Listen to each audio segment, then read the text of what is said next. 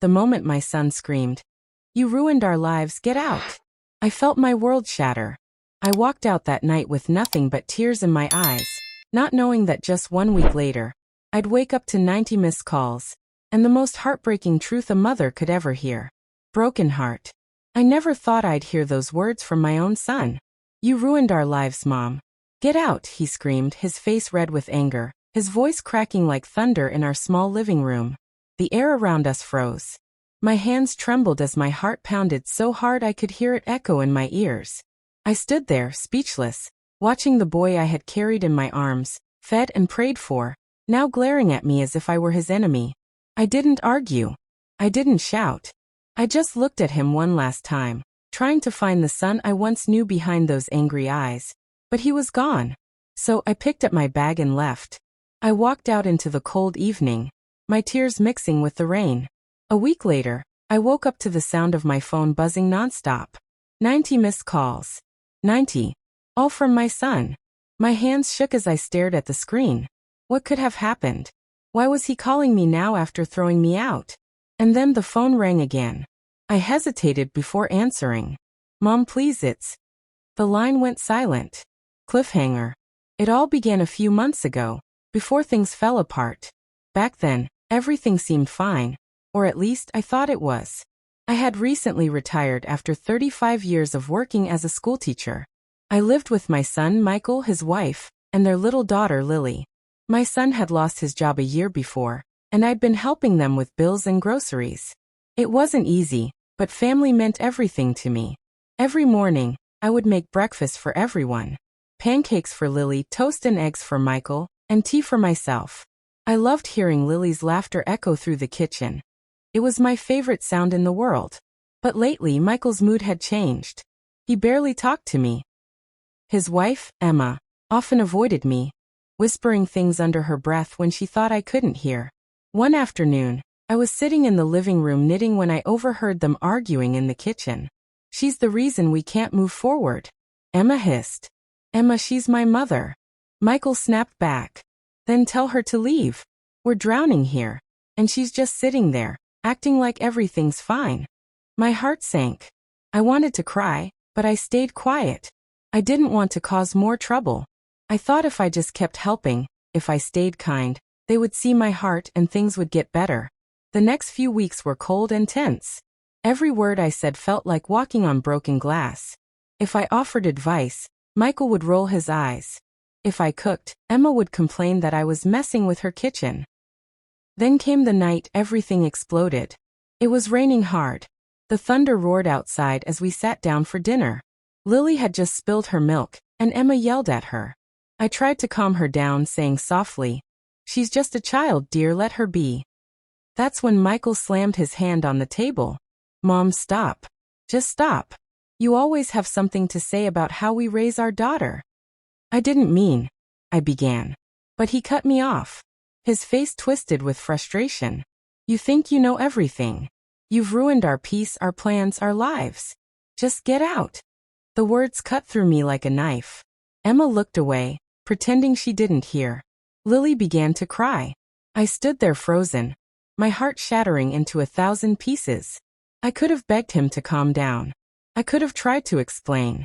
But instead, I quietly went to my room, packed a small bag, and left without another word. I didn't even take my favorite photo of us from the mantel. That night, I slept at an old friend's house, shaking and crying till morning. I kept replaying his words over and over in my head. "You ruined our lives." Days turned into a week. I didn't call, and neither did they. The pain sat in my chest like a heavy stone. I tried to distract myself by helping my friend in her garden, but my mind was always on Michael and Lily. Then that morning came. The one that would change everything. My phone buzzed endlessly on the nightstand. 90 missed calls. When I saw Michael's name, my heart nearly stopped. Something terrible must have happened. I pressed the call button with trembling hands. "Mom, please, it's Lily." The phone went dead. My heart dropped the moment I heard my son's voice tremble on the phone. "Mom, please, it's Lily." And then the call ended. For a second, I just stared at the screen, frozen. My hands felt numb, and my chest tightened so much that I could hardly breathe. My heart raced as fear crawled up my spine. Something had happened to my granddaughter. I didn't know what, but I could feel it deep in my bones. I grabbed my purse and keys, barely remembering to lock the door behind me. The morning was cloudy, the wind sharp and cold as I hurried down the road to catch a taxi. Every second felt like an hour. My mind was filled with questions. Was Lily sick? Was she hurt? Why hadn't they called earlier? Why now, after a whole week of silence?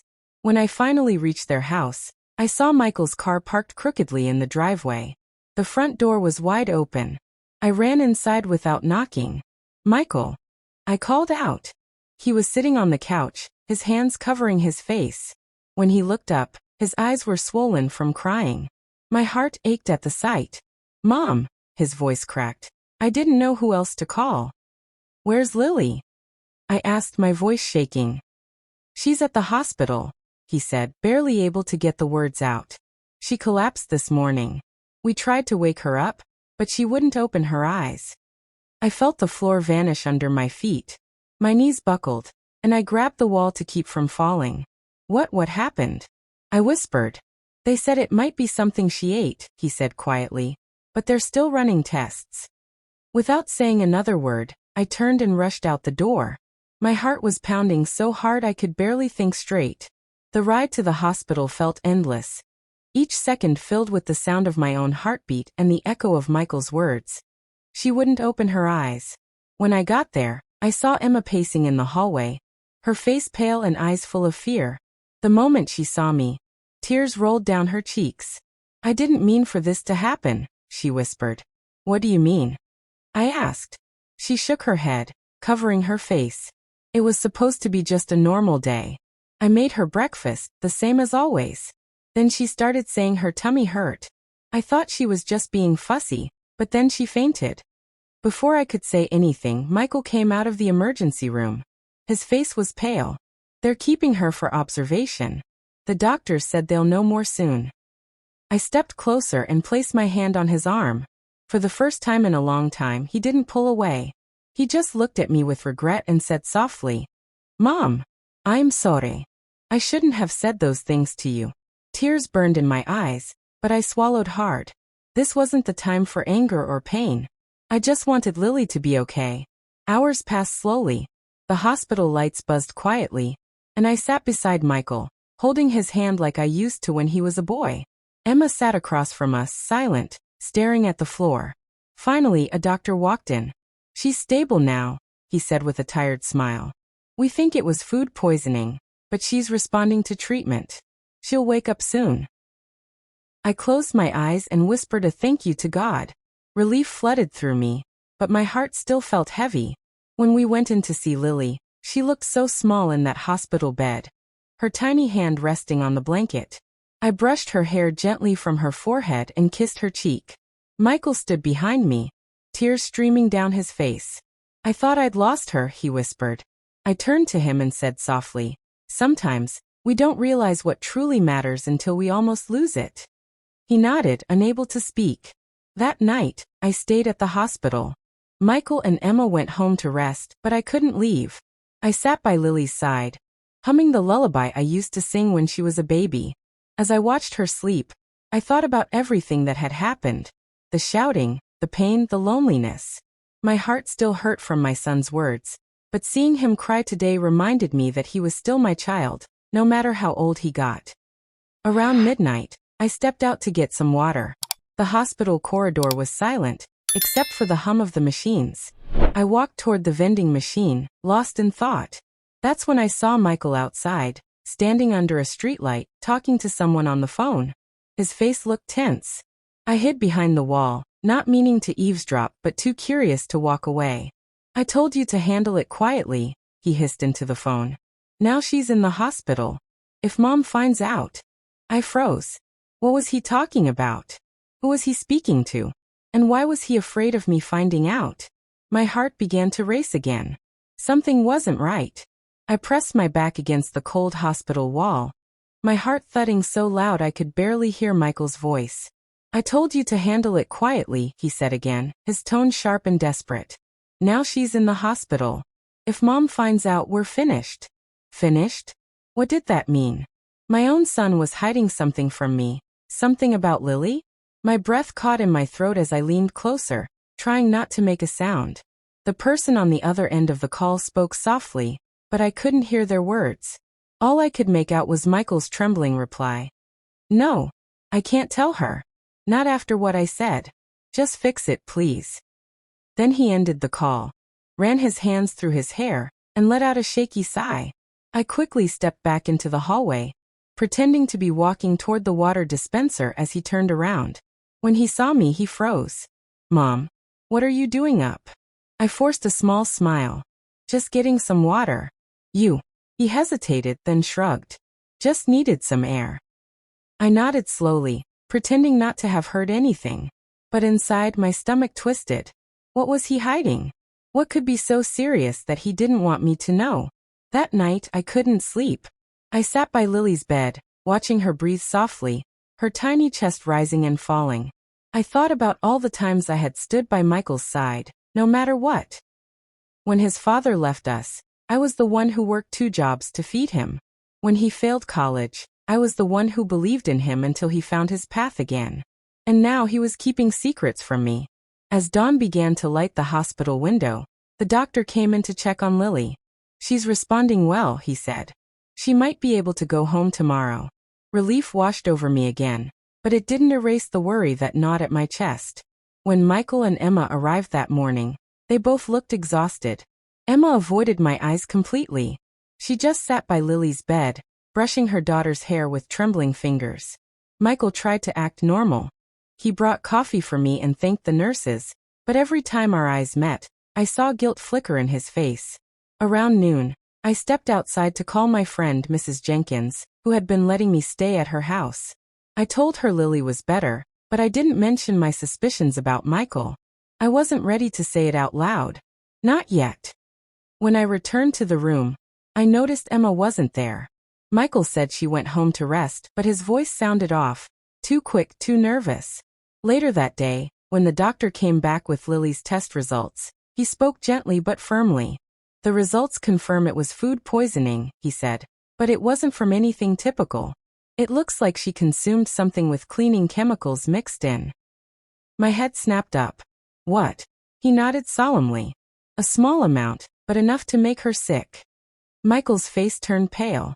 That can't be right. The doctor sighed. I'm afraid it is. You may want to check what she ate recently. Perhaps a cleaning product was accidentally mixed with food. After he left, the room was silent. I looked at Michael. What did she eat that morning? He rubbed his forehead. Emma made her oatmeal and orange juice. That's it. I stared at him. Something wasn't right. The doctor's words, Michael's late-night phone call, Emma's trembling voice, it all tangled in my mind. Michael, I said quietly. Is there something you're not telling me? He looked up, eyes wide. No, Mom, isue. Don't lie to me. I interrupted, my voice sharper than I intended. You said on the phone last night, if Mom finds out, we're finished. What did you mean by that? His mouth opened, but no words came out. For a moment, I saw fear flicker in his eyes, the kind of fear that comes from guilt. Who were you talking to? I pressed. He stood up suddenly, knocking over his chair. You were listening to me? I didn't mean to. I cried. But I heard enough to know something's wrong, Michael. Tell me what's going on. He clenched his fists, shaking his head. It's complicated, Mom. You wouldn't understand. Try me, I said firmly. He hesitated, then turned away. Just drop it. Before I could say anything else, the nurse came in to check Lily's temperature, breaking the tension. Michael stepped out of the room quickly, leaving me standing there with my heart heavy and confused. That evening, when I went to get some fresh air, I saw Emma standing by the hospital gate, talking to the same man I had seen near their house before. A tall man in a black jacket. She handed him something small, wrapped in paper. When she turned and saw me, her face went white. Mom, Mrs. Walker. I didn't see you there, she stammered. What's going on, Emma? I asked quietly. And nothing, she said, tucking the paper into her purse. Just a friend from work. But I knew she was lying. Emma, I said slowly, I need the truth. What are you hiding from me and Michael? Her lips trembled. Please not here, she whispered. If Michael finds out, it'll destroy everything. I stepped closer. Destroy what, Emma? Tears filled her eyes. She looked around nervously, then whispered. It wasn't an accident. Lily's sickness. It wasn't just bad luck. My stomach turned cold. What do you mean? She looked me straight in the eyes and said, someone meant for it to happen. The words someone meant for it to happen echoed in my mind like thunder. For a moment, I couldn't even breathe. The world around me seemed to fade. The sound of cars, the chatter of nurses, the soft hum of the hospital lights, all disappeared. I grabbed Emma's arm gently, my voice trembling. Emma, what do you mean someone meant for it to happen? Who would hurt a child? Her eyes darted around nervously. Not here, she whispered. Please. If Michael finds out I told you anything, he'll what? I asked firmly. Emma, this is about Lily. My granddaughter could have died. She covered her face, tears spilling down her cheeks. It wasn't supposed to go that far, she choked out. He said it would just make her a little sick. Just enough to make me panic. He promised it wouldn't be serious. My blood ran cold. He? Who are you talking about? Emma looked up, her eyes full of regret and fear. Michael. The name hit me like a slap. My son. I whispered. She nodded slowly. He was angry, desperate. We were behind on rent, and the bank was threatening to take the house. He wanted the insurance money.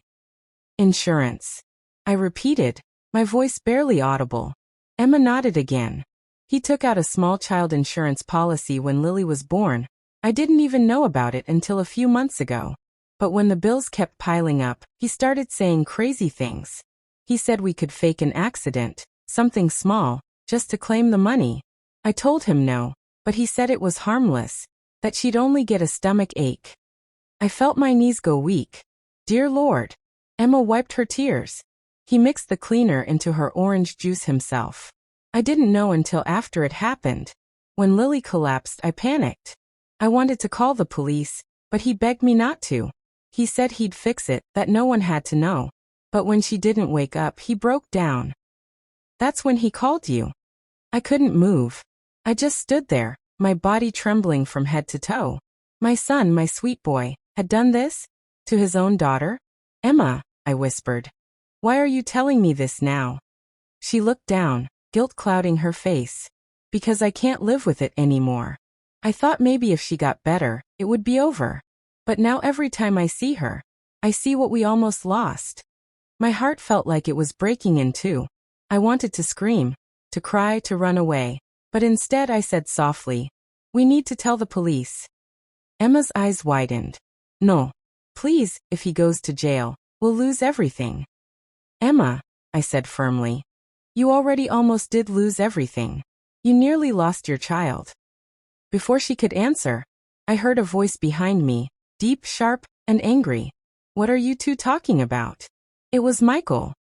He stood there, his eyes dark, his jaw tight. He had heard enough. Michael, I said carefully, we need to talk. I heard everything, he said coldly. Emma, you told her? Emma's lips trembled.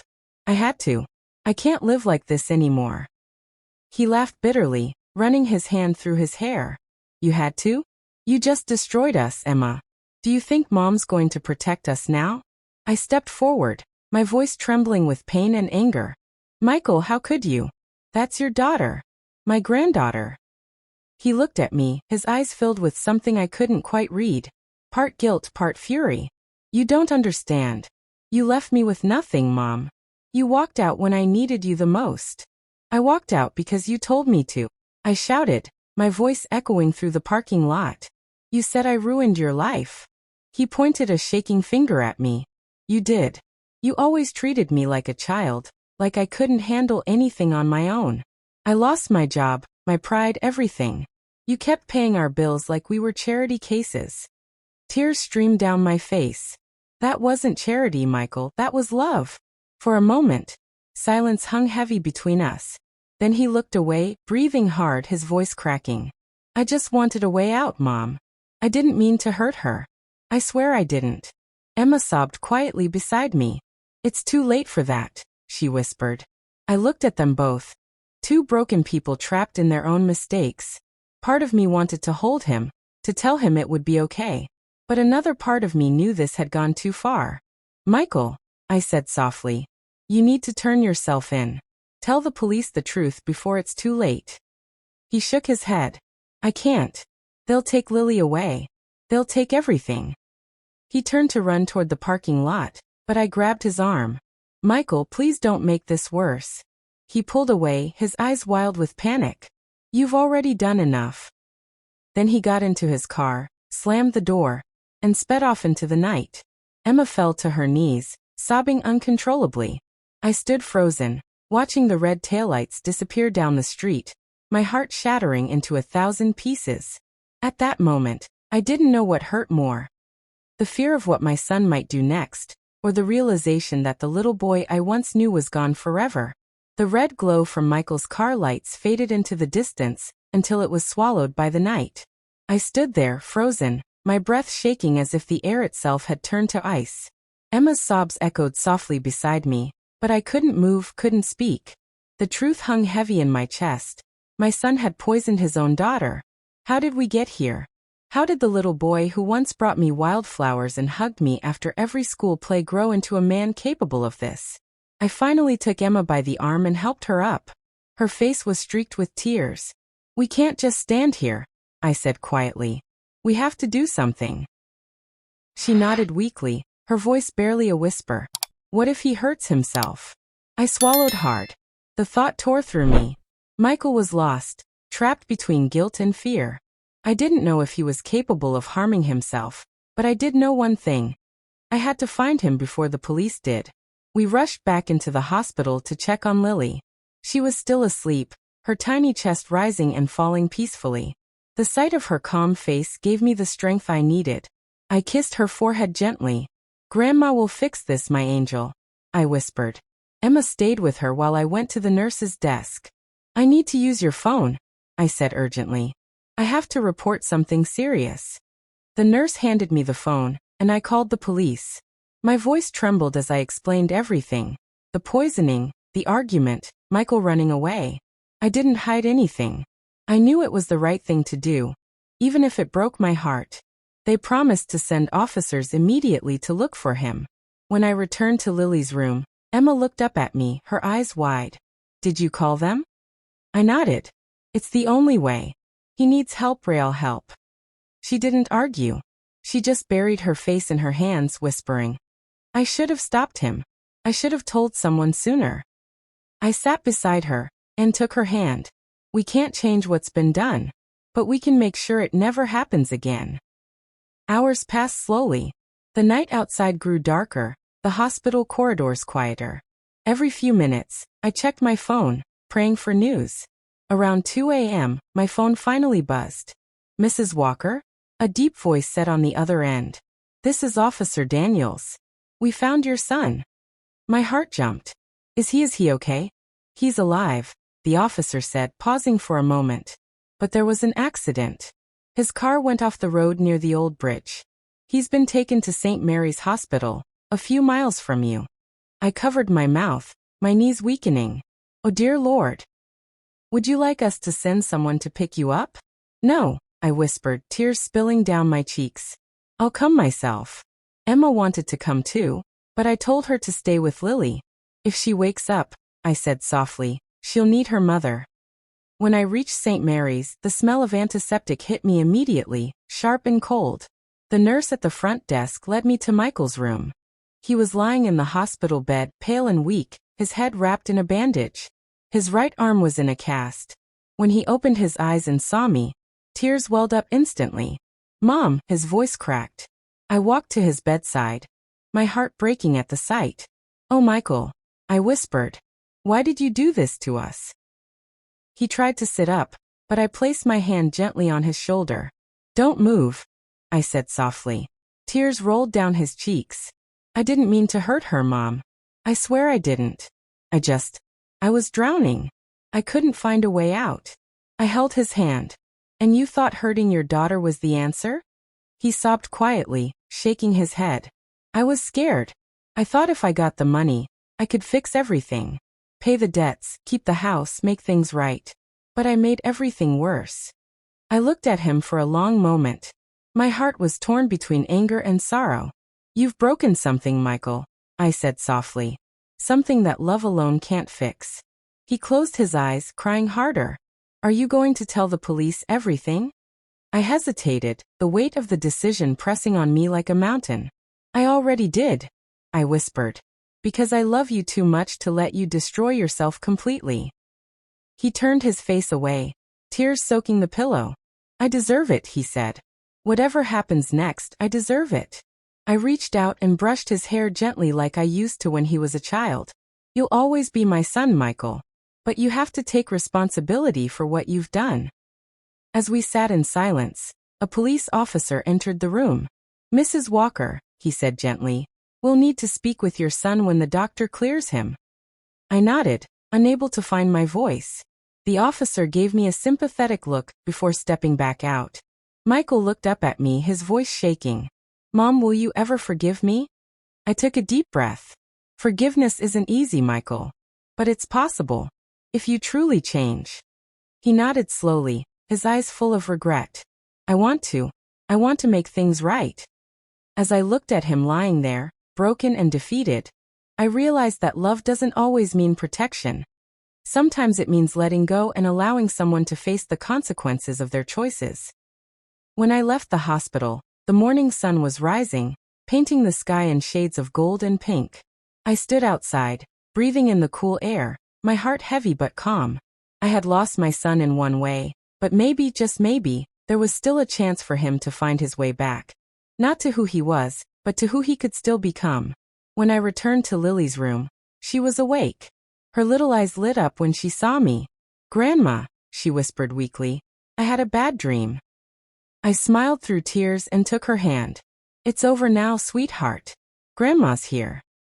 As she drifted back to sleep, I looked out the window and whispered to myself, family can break your heart, but sometimes, love can mend even the deepest cracks. Sometimes anger makes us say words we can't take back. But when they're gone, we realize how much we needed their love. Value your family before regret teaches you the hard way. Think before you speak. One harsh sentence can destroy years of love, and sometimes apologies come too late. If this story touched your heart, take a moment to breathe. And remember, sometimes the ones we love the most hurt us the deepest. But forgiveness, no matter how hard, is what heals the soul. Red Heart, tell me in the comments. What would you have done if you were in Grandma's shoes? Don't forget to like, subscribe, and turn on the bell so you never miss another story that reminds us how fragile, yet powerful, family can be. Broken Heart Sparkles.